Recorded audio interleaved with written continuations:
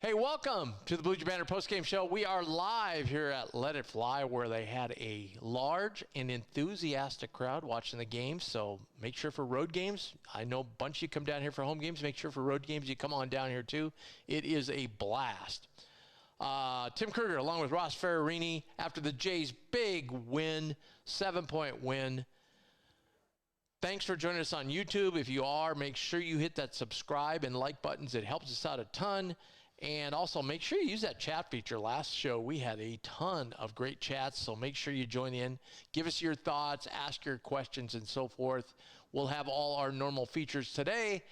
And we want to thank our sponsors, CareMinders Home Health Care, Equitable Bank, we take banking personally, and Godfather's Pizza.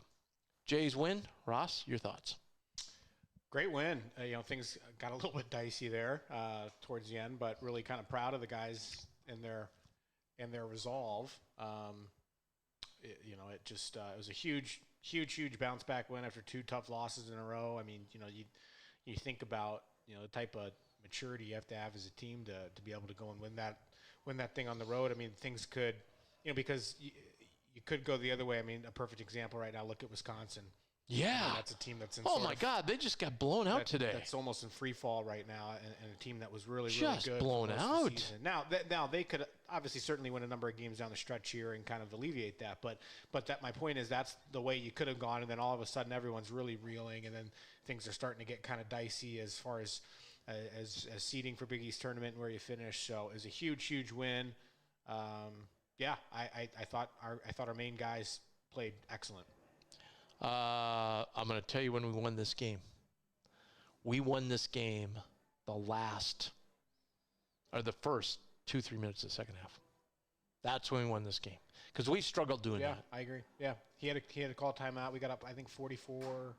Was it 44-29 or? We got 15. Yeah, it went up to 15, and we were only up. I think we were up 9 at halftime. And he had to call timeout. Yeah. I obviously Kalk played fantastic. I mean, I thought Kalk was as good as he's been maybe all year tonight. I thought he just played with a lot more energy, a lot more willingness to do some of the hard things. I just thought he finished unbelievably well around the basket, finished through contact. Especially, and that's not, that's not an easy game for Kalk to be running up and down the floor constantly like that at that breakneck speed between how we play and how they play. No question. That takes a lot out of a big guy like him. So just what a bounce back performance by him. And then Tim, you know how I feel about Baylor. I feel like I don't even need to go in and talk about it anymore. Baylor is the second best player in the MAC era, and I don't even think at this point there's a close one to him. I want to come back to him in a minute too, because I have something further I want to talk about Baylor from a more global perspective.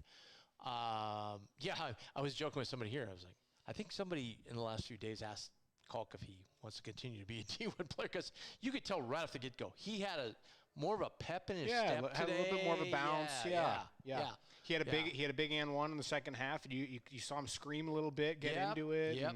And we haven't seen as much of that this year. So and I think it always helps for him too to get a couple of those lob dunks early. Like, it gets him going. Yeah. You know what I mean? And then he's able to then he starts hitting that hook, and I thought I thought our offense was humming. I talked about taking off at the beginning of the second half, which we struggled at over the last few games, and that's kind of caused us a problem. Yep. But I thought probably from the 15-minute mark to about the 8-minute mark, we were slicing and dicing them on the offensive end. I agree. We were getting anything we wanted, getting downhill a lot. I thought the offense looked really, really smooth today. I mean, a lot of really good actions from Mac, and I thought the guys executed really well. It just looked like a team that, and you heard Robbie Hummel say it on the broadcast, and Robbie doesn't typically do Big East games. Yeah, I know. It's nice to hear him. He was really impressed with, I like him a lot, with the offense, and I thought he was right when this offense, when they're capable of what the talent that's there and the basketball IQ that's there is, when that kind of comes to fruition, they can be really scary scary good on that end of the floor. So, right, and a great point today when I was driving down here to Let It Fly to watch the game. I was listening a little bit to John Bishop on the pregame, and John said, in the last 5 games, our forward position has averaged 5 points a game and like 4 rebounds. He goes, gosh, just think back in these last 5 games, if we could have gotten these last 2 games, just 1-3 from them. Yeah. Yep. What a difference that would have made. And boom, Mason today, hit some big shots well today. Good for Mason. Mason had, he'd seen his minutes drop a little bit. He hadn't kind of looked the same the past number of games, and I thought he shot the ball a couple of times with confidence. Really, just catch and shoot. That's what I do. There's no hesitation. No, should I shoot this or should I not? Should I swing it to Baylor or Trey? It was no. This is going up. This is an in rhythm 3. So absolutely, and none of that, and. We talk about it a million times. Like, you hit shots, your defense is a little better. Mason hit some shots. All of a sudden, he's becoming a factor on the boards. Right. And he got some big rebounds today. And it was nice to see too. Even though they didn't play tons of minutes, and it's not like they impacted the game materially, but. Jason Green and Isaac Trout coming in and at least getting some minutes and getting some of these starters a little bit of a breather. Yep. And Jason Green didn't materially impact the game, but he had a couple of offensive rebound attempts in the first half. One led to a shove off, which I thought was pretty weak actually. One led to a foul, and just that type of energy from him is if you can get 5, 6, 7 minutes of that a night, I think you're really happy. And the other thing too was kind of conversely on that. Everybody's been whining and complaining about, we don't play enough guys on the bench, da-da-da-da-da-da. What did you see today? We're up 20. We had Trout, Jason Green, and Farabella on the floor. Yep. And I'm like, oh, God, how we get – boom, immediately that lead went down to like 14. And it was like, okay, people, this is why we play Baylor, Kalk, Ashworth, Trey a lot of minutes, because we have to have them on the floor. We just do. Yes, I know what Mac was doing there. We're way up. So let's get these guys a little bit of a blow. And especially, he does it really well around those TV timeouts. Yeah. So they get a nice extra blow. And that helped a lot today. Unfortunately, Jason, he got switched on to, I think, Claude a couple of times. And Claude just, has a much quicker first step and kind of got to the rim on him. But the Xavier team, that team is interesting. I don't know what I think of them. I think that they're better than their record shows. Yeah. But then at the same time, they're not great either. So then that leads you to I guess they are 13 and 11 team. I mean 1,000% in agreement with you.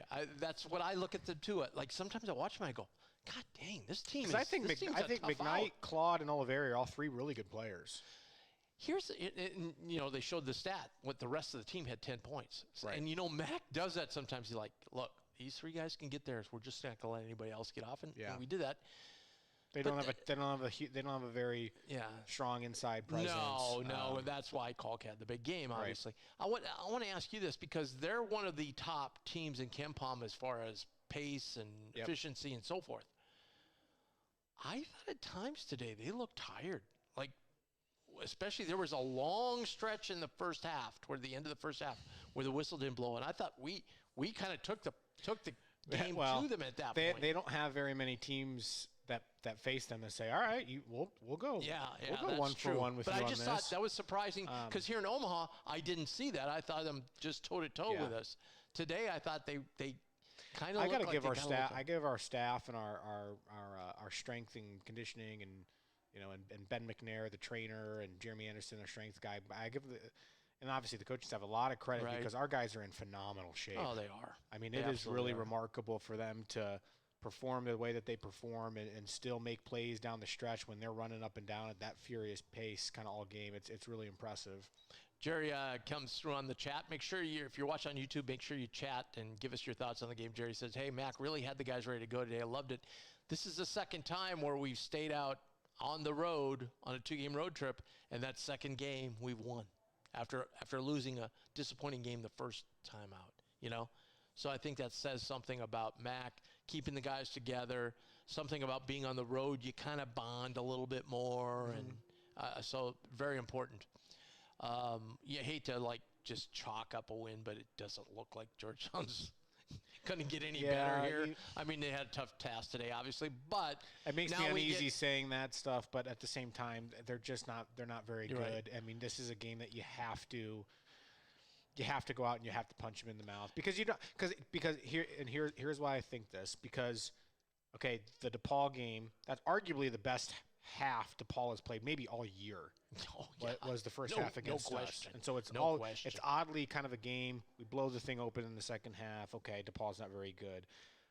Like if it's a game at halftime, I'm telling everybody the records might be very similar. Georgetown is way better than DePaul is. Way better. They have two studs. They have two studs, really. You don't want to Epps is really good.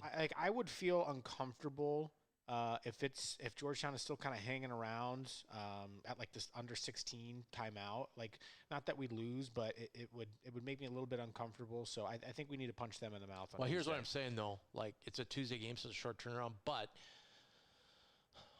you should be able to handle Georgetown. And in essence, okay, it isn't, but in essence, it's almost like having an extra week off because you get up, like you say, punch them in the mouth, get up 25. Now put Jason Green.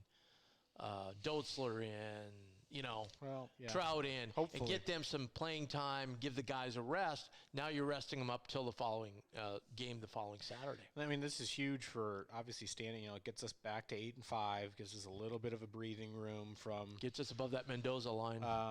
Yes, and so Seton Hall. I think they play at Villanova tomorrow. I mean. That game's probably going to be close to a pick-em. I would imagine Villanova maybe even favored by 2 or 3. If Seton Hall trips up there, which is more than possible. Sure. All of a sudden it's we're back in business. So, St. John's is this is a huge game for St. John's at Marquette tonight. They're 7.5-point underdogs. I think you would agree with me. I expect Marquette to win. I certainly wouldn't be stunned if they lost. Marquette to St. John's today. I would not be. I wouldn't be stunned. I'd be a little surprised, but I think it could be a very close game. Let's put it that way. The other thing, too, we're talking about Georgetown Tuesday, and then we go into a big 4-game stretch. Well, actually 5, but let's just talk. Actually, let's back that up to 3. We go in the course of 8 days, we play at Butler, UConn at home, at St. John's. Mm-hmm. We've got to come out of there 2-1 at the very least. And that's a tough stretch. Huge. So if you say, well, we're going to lose to UConn, well, then you got to win 2 on the road, right? Which I don't know about that. I would almost feel. I feel like our home crowd, like we've talked ad nauseum about the crowd and the issues, whatever. There are a couple games a year where I think our crowd is really, really good, and I think that game against UConn, it's going to be really, really amped up in there. Yeah, no kidding. So I'm glad you brought that up because Val and I, our producer, we were talking with Rod Jewell, who was in there, and we were saying, we just don't have the crowd like, for instance, Duke. I said, well, let Cameron Indoors, A, a little bit different. B, the students are right there. They're the ones who are rowdy. You take the students away, I'll guarantee you, there are a ton of fans who don't stand up the whole game. Right. I'll guarantee you. And then Rod made a great point. He was at Gonzaga. He goes, oh, yeah, everybody talks how rowdy that place is and stuff like that. He goes, I was in the second row. Nobody stood up. The students were going crazy on the other side. Yeah. But on my side, fans were just sitting there. So I think we kind of get a little bit of a bad rap with our crowds, really. I think our crowd is pretty good. And you talk to coach after coach after coach after coach. Now, I say that, and on the other hand, I think our home court is maybe a little bit overrated. Mm-hmm. However, you talk to a lot of coaches around the Big East. I think I saw a poll one time, and they ranked us like second or third toughest place to play. And it's not just because we've only won 1 conference title, so obviously we don't have the best team every year. I think the potential is there. I mean, I think back to I just think of random games off the top of my head. I mean, obviously this game was, that game right before COVID was for the Big East regular season. I mean, that Seton Hall game was crazy. And we've had other ones in there. We've had Villanova. We've had night games against Villanova. Doug's last game against Providence was crazy. Last game, I wasn't there, but I've heard from everybody and their brother that game, how crazy that game. I mean, so there's evidence to support that it can get really crazy. There. It's just not that consistent. So. Right. But I think overall, The UConn game's going to be nuts. It just is. You know, they're going to be number one in the country. It's going to be Well, crazy. speaking of UConn, which funny, I don't know if you saw the clip of Danny Hurley losing his mind in a timeout when they were up 25 in the second half today on his team. But I mean, he's just wired differently. I would think, I had a friend say, who do we think? Because I was saying, in a group chat, I think Baylor. I just think Baylor is one of the best players, one of the best wings in the country. And so someone said, do you think there's potential he could maybe be Big East Player of the Year? And I said, no.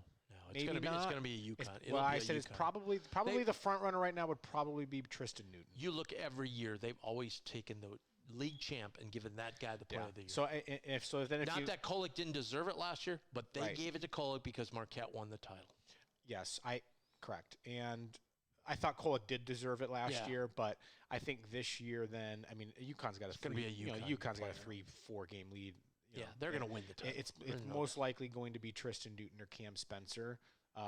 Baylor is absolutely right now, I think, a shoe-in for first team All Big East. Okay, I'm glad you brought up Baylor.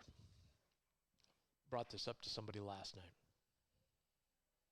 Where do you think he could, as Creighton, has been on Big Fox now two Saturdays in a row, and he set that record, so he got a little bit of run over it over the week. Do you think he could be second-team All-American?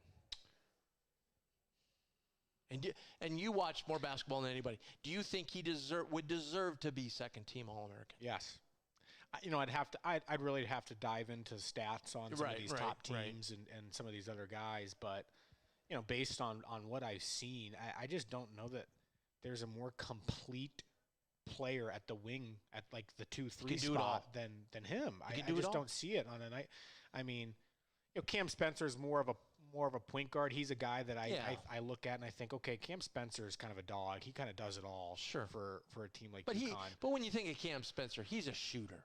He plays more. He doesn't get to the hole like Baylor does. Yeah, right. Not only that, I don't. Maybe he has. Maybe the stats would prove me wrong, but I don't think of Spencer and think, oh wow, that dude rebound. Baylor comes up with double-digit night after night after night rebounds. Yep.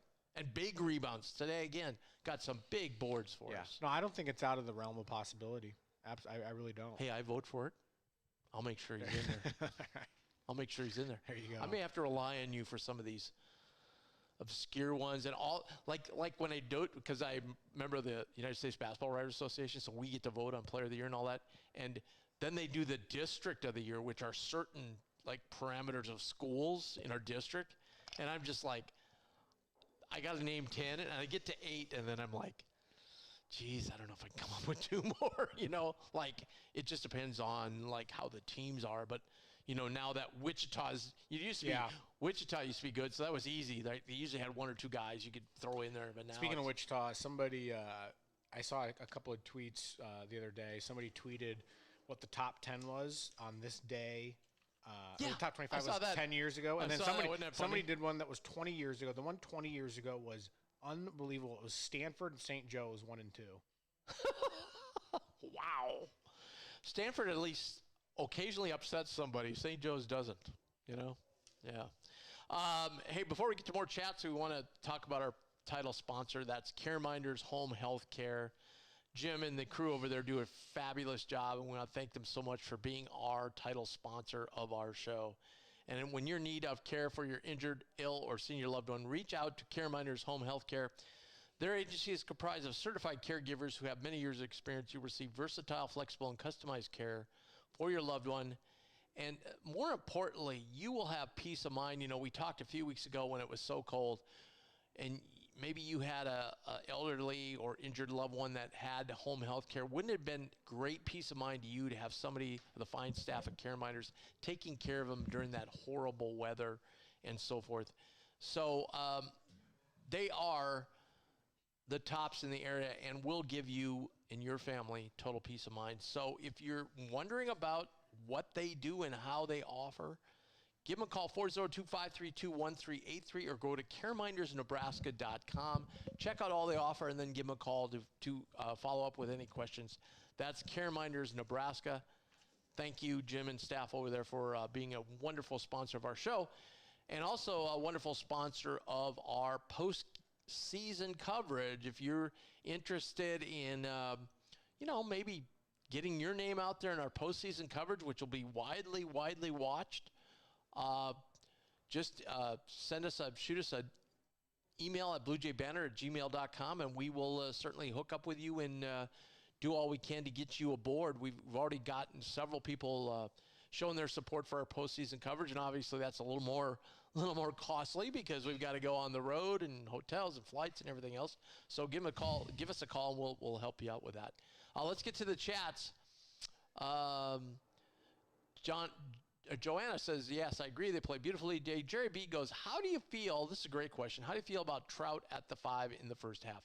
Trout actually played, I think, on the 5 in the second half for a little bit too.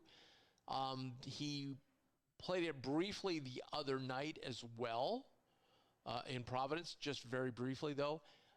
That's been in the works at practice for a week or so. How do you feel about that? I think that's, from a defensive standpoint, probably where he needs to play right now. I just don't know that he's able to consistently guard. I mean, anymore, the way the game is gone, you just don't really have two bigs in it. The 4 is basically at this point a wing in the modern game. So,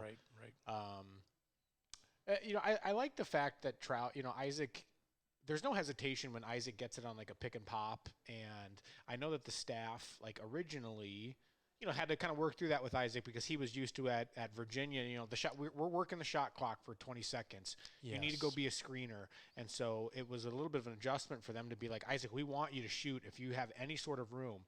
And I think he's gotten comfortable to that point with that. So I really like that from Isaac and that part of his game where it's like, listen, I'm in basically right now to spell, call on some minutes, and if I have a little bit of room, I need to fire from 3. Yeah. Now he went 0 for 2 from 3 tonight, but that's okay. But just think, if he had made one of those, what that does to their defense. Totally. Now it pulls it out. Now we've got an open space for Trey or Baylor to drive. Yeah. I think at this point there will be a game, I think, that Isaac hits a 3 or a couple maybe in a game that's like a big. He's not shy. Yeah. He's not too big for the moment. Let's put it that way. Yes, I agree. And so on the downside of that, this pretty much, I think, seals the deal for Fred King. Yeah. Unfortunately, this is sort of a the promise last year that he showed. Trust me, I was a huge. I was a huge Fred fan last year. Yeah, I just don't know what happened. It's sort of to him. It's a cutthroat. This is a cutthroat business, and it's dog eat dog, competitive. Your spot will get taken if you're not producing, and unfortunately for Fred, that seems to be the case right now. That doesn't mean he can never get out of it, but it's obviously this probably isn't the way that Fred envisioned his season going to this point in mid-February. Right. Get it. Let's see. I think it was John again that said that not quite ready yet for the position yet. Hope he keeps training for it though. And yeah, I mean, he's still, you can tell he's still working his way through that. He's okay when the big goes out to hedge the ball screen. You're talking about who? About Trout. He's Trout. Okay to go out and hedge on the ball screen. He's just okay there. He's fine with that. Mm-hmm. It's just that any kind of down low play. I do see him struggle a little bit when he transitions from going out to guard that ball screen, following the guy, and then getting in position for the rebound. Then he seems like, where's my guy? Who am I supposed to box out? I'm a little bit lost. And I'm saying that it's only a second, but a second is too much. Yep. No, I'm with you. Let's jump in and talk about Equitable Bank. We take banking personally. They're the bank of Bluejay Banter. 2 great locations, one out at the Pierce Street location in Elkhorn, a new upscale look, and obviously their main bank just north of the Schwab headquarters, Equitable Bank. They have tremendous customer service. Unbelievable. They truly do answer the phone on the first ring, and they were jumping out of their seats the second you walk in the door to help you, and with a very friendly greeting. So if you're looking for a bank and you want to take the headache away from banking, please give them a call and check them out, equitablebank.com. They take banking personally, and they do answer the phone on the first ring. Unsung hero today. Mason Miller? Yeah, Mason. Although I don't even know if he's unsung because he was such a star today. Well, but, I mean, it's not like he had 15 points. Or I mean, he had a couple huge threes. 9 points was huge today, though. Yeah. We won by 7. Yeah, You know what I mean? I think Mason's a good one. He hit. But it was more of the fact that the 4 spot for us had struggled, and today we played 2 different people at the floor. Maybe not who we thought it was going to be was Jason and, well, 3 actually, if you count Fran and or Baylor. Well, speaking of Mason, I don't know, were you able to hear the kind of in the huddle audio from Sean Miller? I did not. So at one point in the second half, it was after a run where he had to call timeout, and he's kind of giving it to his team, and he said about Mason Miller, he said he yelled at his team. He goes, I got to give it to the Miller kid. He goes, all he's doing is sprinting the floor to each corner every single time offensively, and that is helping their spacing so much. He goes, we don't have anybody that does that. And it's true, Mason gets to his spot. They're taught, from what he's supposed to do. He's taught, in transition, you sprint to the corner because Trey or Baylor or one of these guys, or Steven sometimes, if they try to get to the rim and some help comes over, a lot of times that's the outlet pass for them underneath the hoop is to kick it to somebody like you in the corner. And that exact play happened on the last 3 that Mason hit in the second half. Trey. Yep. You know what I'm talking about, where he lost his shoe. So it was interesting that was interesting. Sean Miller. Sean Miller's really he's a great coach. Not a great coach, but just very good with his player. Like you see him in the huddle, and he's very animated almost, but he's not being demeaning to the players. He's just saying we've got to do this or we've got to do that or hey, great job in getting back on defense or whatever. I've watched him a ton this year in those huddle things. Right. And plus, like him and Mac have a great. Is Arizona a Nike school too? Yes. Yeah. So that's they go to these meetings and the Nike schools get together and that's how I've talked to different coaches and that's how they become friends at these different outings and so forth. And I know you could tell Mac and Sean have had a lot of interaction with one another together. Another chat here from Jerry. He says, for the record, I'm 100% anti-Trout, Bello, Green on the floor at the same time. However, I do love the idea of getting the main guys some rest. Someone mentioned on the Bluejay Banter board to stagger them a little bit. And I think it would we were up 20 at that point, and so Max said, hey, here's a good opportunity to get these 3 guys off the floor and get these other 3 guys on the floor, and let's see what happens. Everything's going well today, so what the heck? Let's give it a shot. Yep. Worst call of the game, I thought they didn't overturn that I thought it was clearly off the Xavier player. Off of what are they Usman, looking at? What's his last name? Or is his last name Usman? Number 3? The big fella. It's No, Usman. it was number 3 was the one that tipped it. God, I can't think of his name. Anyway. I thought that was off of him too. I knew though from the replays that they were going to claim that they didn't have enough evidence. Yeah, Hummel kept saying, well, I don't know if there's enough evidence, but it does look like it went off there. And I'm just like, really? How can you not see that it went off? I thought there were a few separate times, especially in the first half, that Baylor got to the rim and they didn't call anything.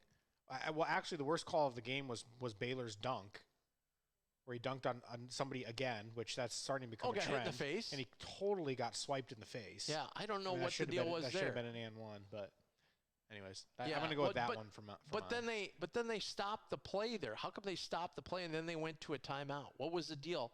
I didn't understand that. There was no stoppage. There was no whistle. Why did they stop the play? I thought they were going to go review it. Or did they review it and say no? I don't know. That wasn't clear to me, I guess. I didn't hear what happened there. But,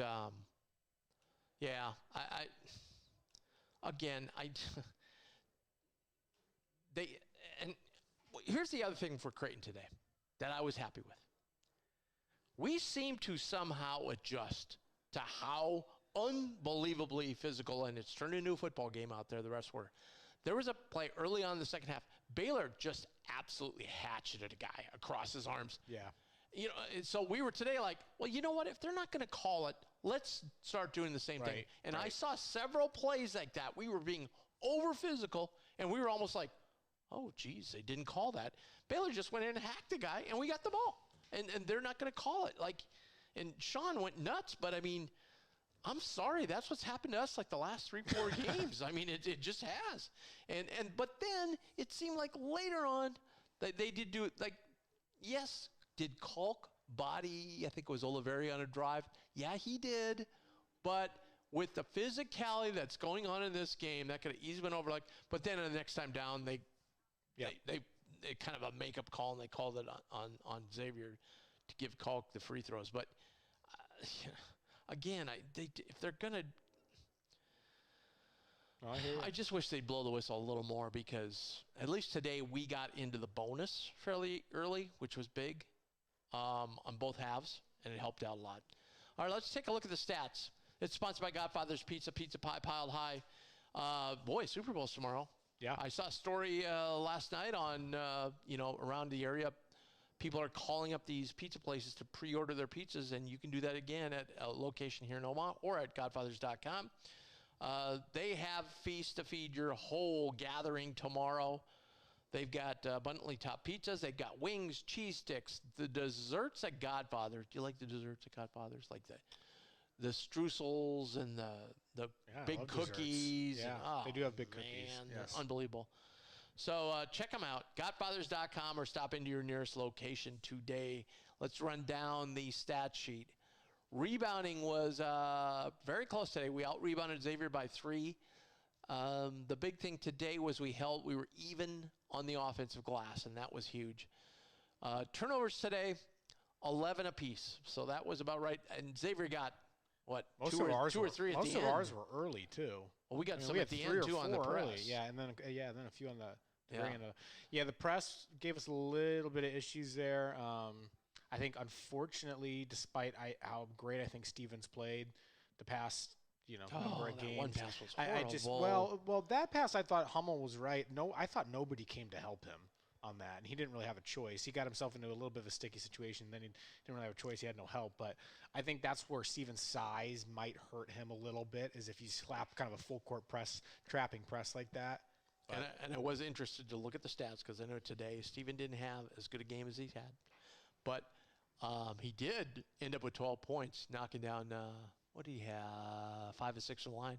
But I was interested to see the assist turnovers. He had 9 assists today. So his assist to turnover was 3-1. He's leading the Big East in that category. Will continue to lead the Big East in that category. Leading the way, of course, was Kalk. 28 points. He was 12 of 14 from the field. Wow, that's had to be his best shooting night of the year. He had a great night. Yep, and knocked down 4 or 5 from the line. That's huge. We were 9 of 11 from the line. Both teams were excellent free throw shooting on both teams. Xavier was 6 of 13 from 3. We were only 7 of 25. Wow, that's we started off. I think we started 0 for 8 or 0 for 9. Yeah, 25%. First half we were 25. Second half we were 25 in both halves. Wow, I thought we shot better. Yeah, I thought we did too. 3 of 12 in the second half. Huh. Well, we hit some early, and then we went through that stretch where we were up 20, and they made that comeback where we missed a bunch too. So, but anyway, Kalk with 28. We said Ashworth had 12. Shireman 16. Trey with 11. Miller with 9. Fran with a big 3 as well. Kind of helped stretch out. He did, yeah. He did have a big 3.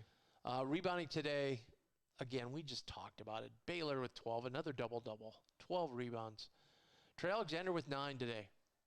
Excellent. We haven't seen that from Trey. 10 points, 9 rebounds. He did have the 3 turnovers, but he did have 5 assists today and 2 steals. So Kalk is credited with 4 blocks today. So you were mentioning Robbie Hummel not doing very many Big East games. And today he's like, Kalkbrenner's just an eraser back there. And, today was like a little anomaly from what has happened for a good chunk of the year. Yeah. But forget the blocks. He affected so many shots without blocking today. They either wouldn't shoot it or tried to, their bigs tried to throw up shots that were not in their wheelhouse. Just tremendous. Desmond Claude had 22. McKnight had 21. Oliveri 18. And the rest of the team hardly had anything. And that's, basically what they were saying today. They're kind of a three-headed monster. And this was a big killer the other night. Providence more than doubled us. Tonight, we won the points in the paint 40-30. And that's, when you do that, that's a big Yep. plus for us. Yep. So the Jays, overall, though, I mean, we were talking about 3, but overall, we shot 48% from the floor, which is excellent. Xavier shot 42% in a high-paced game. And a 78-71 win. The game did go under the total, and the Jays covered. Okay, opponent preview. Again, sponsored by CareMinders Home Healthcare. Jim and his staff do such a great job over there. We want to thank them for being sponsors of our show. And if you're ever in need of care for your sick or ill loved one, make sure you reach out to CareMinders, caremindersnebraska.com, or call them 402-532-1383.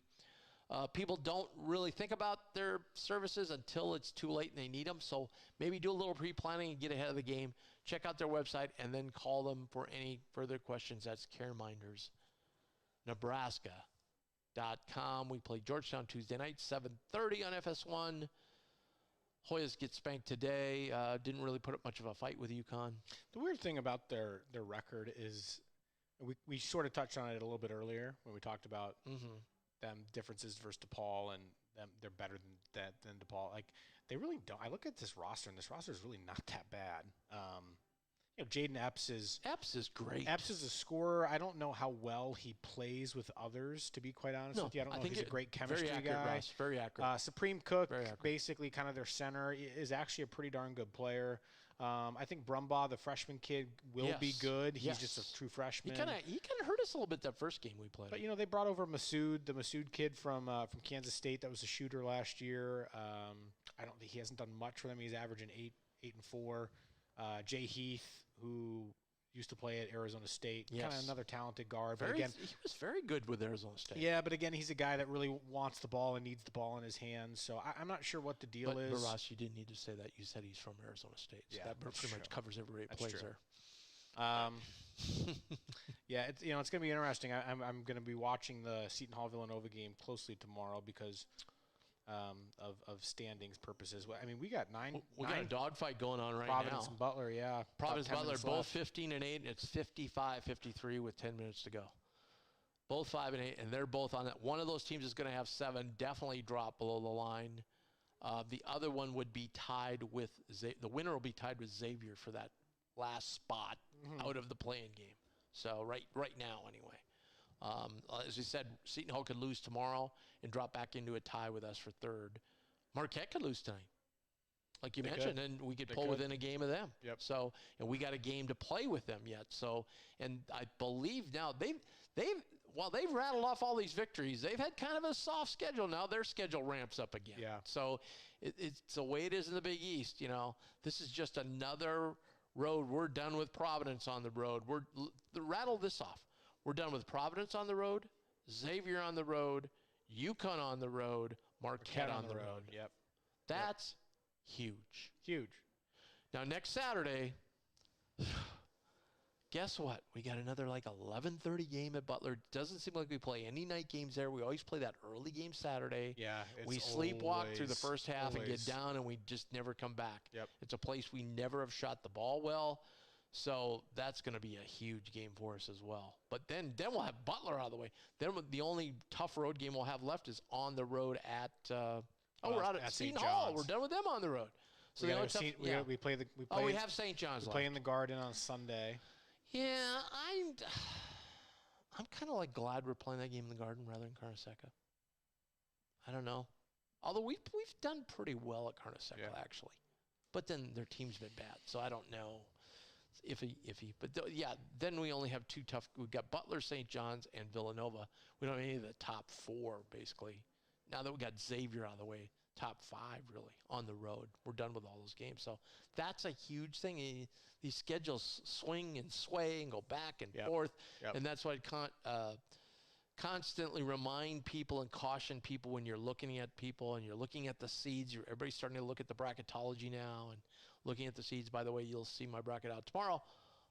Go to stadium.com. You'll see my new bracket, and also check in with me 8 o'clock tomorrow morning on 1620. I'll be live in the studio with Gary and Hanley and talk about the bracket. But people don't realize a lot of these conferences, the Big East being an exception, play unbalanced schedules. So it's really difficult sometimes to when you think a team maybe ranks in the conference, they don't stack up that way when you pull in all teams from around the country, because it's an unbalanced schedule, So you've really got to look deep at who they played, not where they sit in the rankings and so on and so forth. It's who they played. Who did they play in the knockout? Those games back in November we forget about. They still count just as much as a game played today. Alabama has turned into one of our best wins. Yes. Yes. And I always thought it would be, because their computer metrics were so good. And they're so talented. Like you could even see that in Mac and Coach Vanderloo and all the coaches kind of said even after the game, they're like, oh my God, that team is good. Because you're around the game that much, you can just look at that team and just say, wow, there's a lot of pieces there. I know for some reason they've kind of had a hard non-conference schedule. They've lost some games, and so the record doesn't look great at the current moment, which was right before Christmas. But that team's going to win a lot of games, the SEC, and that's turned out to be the case. Yep, absolutely. And plus, the games lately I've watched, Grant Nelson hasn't really played that well, and they're still playing pretty well, other than that Auburn game. But they're right there. By the way, score of kind of quote-unquote local interest, Iowa State leading TCU right now by 8. I was waiting for that last shot to drop, but it did not. So they're up by 8. Iowa State just sneaky good, man. Sneaky good. And we got to get Coach Gibbs to get the Thunder to play a little defense here. Giving up a lot of points. Ooh, holy cow, Ross. 47 points with 10 minutes to go in the second quarter, I should say. Wow. That's a lot of points, Ross. That's a lot of points. It happens a lot in the NBA, though. It sure does. It happens an awful lot sure in the does. NBA. Remind me, too, before we get too far down the road, I guess we could do it in the spring, but on our next Bluejay Banter show, or one of the next ones, you've got to do your yearly thing where you have 12 players and you make me guess what team they're on. All right, we'll do it. We'll do it. Yeah. So that's always fun for me, because I'm always amazed. I do way better than I think I ever will. That's amazing. All right. Anyway, Georgetown next Tuesday night, 7:30. Let's get out and have a nice crowd, and let's get them off to a good start. Again today, so huge. We got off to a poor start, but then had that great run to finish the second half. And then I'm like, man, I said these first 3-4 minutes are going to be crucial, because we struggled so much, and we came out and punched them in the mouth again. And that was huge. That was, to me, the turning point of the game. That got us up 15. We kind of held that throughout most of the second half, until about 3-4 minutes to go. Had a little trouble with the press. I think there was a couple times we could have maybe pressed the action and had a 2-on-1. Right. We wanted to pull it out, run some clock. I get that, but anyway, I don't think there's I'm not hugely concerned about it, but I was mentioning to somebody too, and last thought on today, and then we'll get out of here. There's been a lot of talk about, Kaluma still at this point in the season. Kaluma, Nemhart, we don't have them, blah, blah, blah, blah. You know what's really comforting, though? Let it go. Here's what's comforting. When we have a 7-8 point lead, we got a guy on that floor now you just give the ball to. He might miss one, but that's all he's going to miss the rest of the game. And that's Ashworth. He's not going to miss. Free throw line. Yeah, it's automatic. When they have to foul, it's over. Right. It's basically over. He's not going to miss 2 in a row. I agree. And that is such a huge deal. Think about all the games we had, those 4 or 5 point leads, and you're like, oh, come on, Trey, you've hit 8 of 8. Can you, Or if it wasn't going to be a missed free throw, it was going to be like an Arthur turnover. Yeah. I got to give Art a lot of credit. I watched the Kansas State game, which went into overtime on Monday night, and Art had a massive offensive rebound and put back to in regulation that was for K-State to even really get the game to overtime. So, we've always talked about those are the types of things he does bring for all the other things. I mentioned bracketology just a second ago. If you're wondering about a team that on February 10th has a must-win to get in the tournament today, flick on that game here in a few minutes, Gonzaga, Kentucky. Gonzaga has to win that game. They have no quality wins all season.